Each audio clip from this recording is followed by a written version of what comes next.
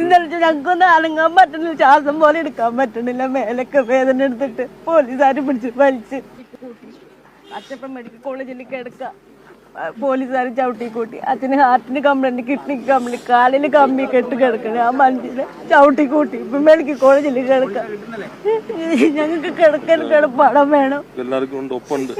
ഇന്നലെ ഞങ്ങൾക്കൊന്നും അനങ്ങാൻ പറ്റുന്നില്ല, ശ്വാസം പോലെ എടുക്കാൻ പറ്റണില്ല, മേലൊക്കെ വേദന എടുത്തിട്ട് പോലീസുകാർ പിടിച്ച് വലിച്ച്.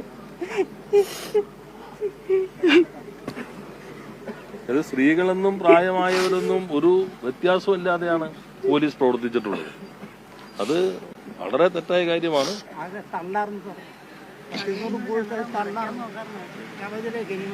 പിന്നെ ഇവിടെ ഇവർ പറഞ്ഞൊരു കാര്യം, ആദ്യം ഇത് പ്രതിഷേധം കണ്ടപ്പോ കഴിഞ്ഞ തവണ വന്നതുപോലെ തന്നെ പോലീസ് പിൻവാങ്ങുന്നു എന്നാണ് എല്ലാവരും കരുതിയത്.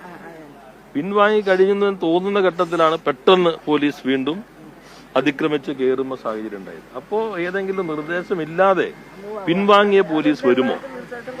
അതാണ് ഇവരെല്ലാവരും സംശയിക്കുന്നത്.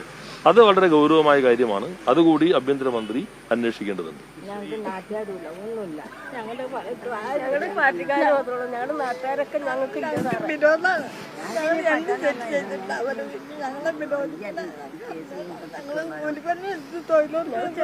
പണിയെടുത്ത് കൊടുത്തവർക്ക് ഞങ്ങള് തുണി എടുക്കാൻ പോലും സമ്മതിക്കില്ല ഈ നാട്ടുകാരികൾ. നല്ല തുണി എടുക്കാൻ പോലും എനിക്ക് പറയാൻ പറ്റും. ഞങ്ങള് പണ്ടത്തെ ഇത് വേറെ കൂട്ടിക്കിടക്കണം.